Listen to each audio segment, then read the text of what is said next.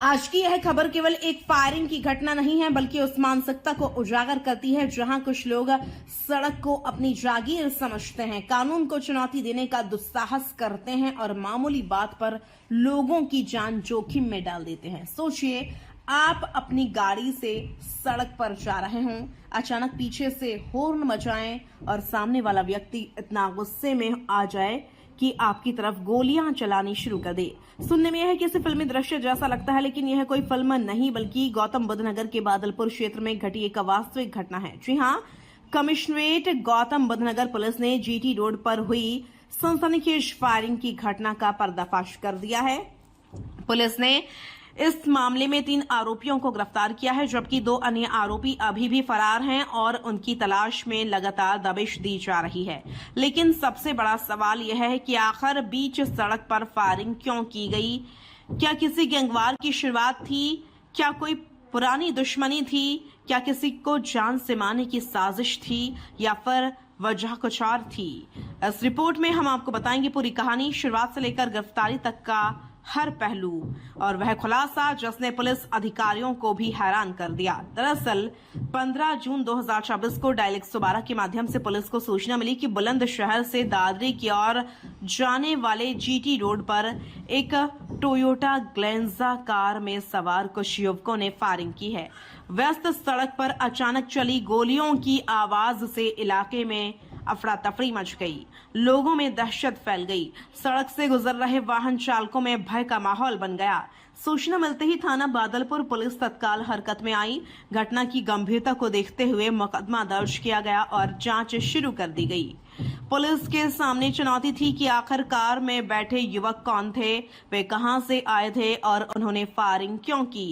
इसके लिए पुलिस ने तकनीकी साक्ष्यों, सीसीटीवी फुटेज, स्थानीय सूचना और मैनुअल इंटेलिजेंस का सहारा लिया। लगातार कई दिनों तक चली जांच के बाद पुलिस को अहम सुराग मिले। इसके बाद 17 जून 2024 को थाना बादलपुर पुलिस ने एक बड़ी कार्रवाई करते हुए अंबुजा सीमेंट फैक्ट्री के पास स्थित कच्चे रास्ते से 3 आरोपियों को गिरफ्तार कर लिया। गिरफ्तार किए गए आरोपियों की पहचान राहुल, नीटू उर्फ कुलदीप और मनोज उर्फ गुड्डू के रूप में हुई है। लेकिन गिरफ्तारी के बाद जब पुलिस ने आरोपियों की तलाशी ली तो जो बरामद हुआ उसने पूरे मामले की गंभीरता को और बढ़ा दिया। पुलिस ने आरोपियों के कब्जे से 2 पिस्टल, 32 बोर बरामद की। इसके अलावा 4 तमंचे, 315 बोर भी मिले। 32 जिंदा कारतूस, 32 बोर बरामद हुए। 19 खोखा कारतूस, 32 बोर मिले। 108 खोखा कारतूस, 315 बोर बरामद किए गए। 2 तमंचों की नाल भी बरामद हुई और सबसे महत्वपूर्ण, घटना में प्रयुक्त टोयोटा ग्लेंजा कार भी पुलिस ने अपने कब्जे में ले ली। हथियारों और कारतूसों की यह बड़ी बरामदगी कई सवाल खड़े करती है। क्या आरोपी लंबे समय से हथियारों का इस्तेमाल कर रहे थे? क्या इन हथियारों का उपयोग अन्य घटनाओं में भी हुआ? क्या इनके पीछे कोई बड़ा नेटवर्क काम कर रहा है? इन सभी पहलुओं की जांच की जा रही है।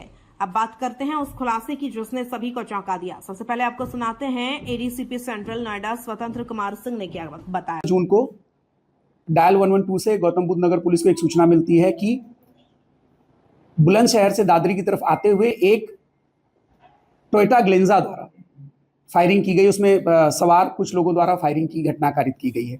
इस घटना का संज्ञान लेते हुए तत्काल 4 टीमों का गठन किया गया और लगातार टीमों द्वारा इनकी गिरफ्तारी का प्रयास किया जा रहा है। इसी के उपक्रम में दिनांक 16/17 की रात में लगभग 1 बजे मुखबिर खास की सूचना पर कि घटना में प्रयुक्त जो गाड़ी थी टोयोटा ग्लेंजा और उसमें सवार व्यक्ति अंबुजा सीमेंट के पास एनटीपीसी फ्लाईओवर के पास यह गाड़ी खड़ी है। तत्काल इस घटना का संज्ञान लेते हुए पुलिस द्वारा घेराबंदी की गई।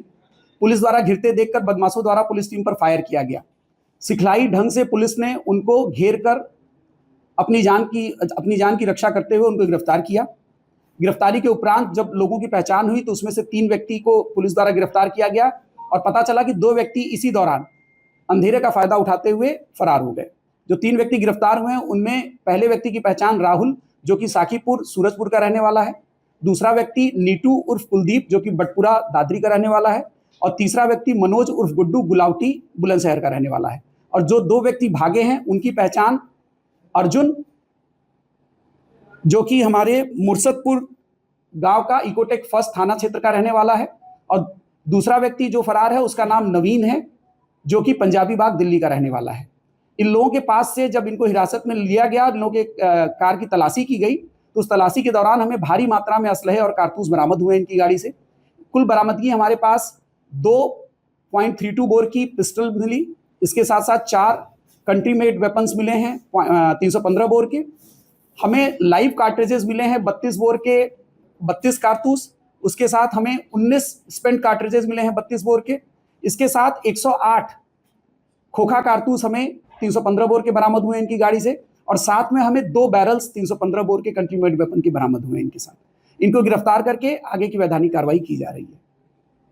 पुलिस पूछताछ में मुख्य आरोपी राहुल ने बताया कि जिस टोयोटा ग्लेंजा कार का इस्तेमाल घटना में हुआ वह उसके पड़ोसी की मौसा की है। राहुल ने करीब 2 दिन पहले यह कार चलाने के लिए ली थी। 15 जून को सभी आरोपी इसी कार में सवार होकर बुलंदशहर से दादरी की तरफ जा रहे थे। कार को नीटू उर्फ कुलदीप चला रहा था।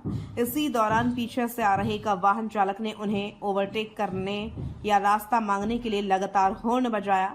बस यहीं से शुरू हुआ गुस्सा और यहीं से शुरू हुई अपराध की कहानी। आरोपियों के अनुसार लगातार हॉर्न बजाए जाने से वे नाराज हो गए। गुस्सा इतना बढ़ गया कि उन्होंने वाहन चालक को डराने और अपना रोब दिखाने के लिए फायरिंग कर दी। यानी किसी गैंगवार के कारण नहीं, किसी पुरानी दुश्मनी के कारण नहीं, बल्कि केवल अहंकार, गुस्से और दहशत फैलाने की मानसिकता के कारण बीच सड़क पर गोलियां चलाई गईं। पूछताछ के दौरान आरोपियों ने भी स्वीकार किया कि वे अक्सर हथियारों का इस्तेमाल लोगों को डराने और प्रभाव दिखाने व प्रदर्शन करने के लिए करते थे। यही वह मानसिकता है जो समाज और कानून व्यवस्था दोनों के लिए गंभीर चुनौती बनती है, क्योंकि जब हथियार कानून की रक्षा के बजाय रूप दिखाने का माध्यम बन जाएं, तब आम नागरिकों की सुरक्षा खतरे में पड़ जाती है। फिलहाल पुलिस ने इन तीनों आरोपियों को गिरफ्तार कर जेल भेजने की कार्रवाई शुरू कर दी है। वहीं घटना में शामिल 2 अन्य आरोपी अभी भी फरार हैं। उनकी गिरफ्तारी के लिए अलग अलग पुलिस टीमों का गठन किया गया है। पुलिस लगातार संभावित ठिकानों पर दबिश दे रही है और उम्मीद जताई जा रही है कि जल्द ही बाकी आरोपी भी कानून के शिकंजे में होंगे। कमिश्नरेट गौतम बुद्ध नगर पुलिस की इस कार्रवाई को त्वरित और प्रभावी पुलिसिंग का उदाहरण माना जा रहा है।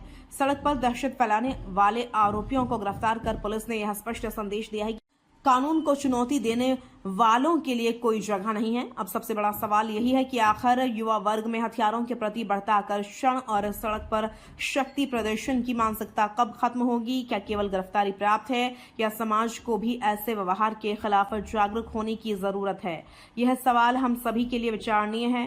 फिलहाल इस पूरे मामले में पुलिस जांच जारी है और फरार आरोपियों की गिरफ्तारी के बाद कई अहम खुलासे सामने आ सकते हैं। सड़क पर कानून नहीं, कानून का राज चलता है और जो लोग गुस्से में ट्रिगर दबाते हैं उन्हें देर सबेर कानून की गिरफ्त में आना ही पड़ता है।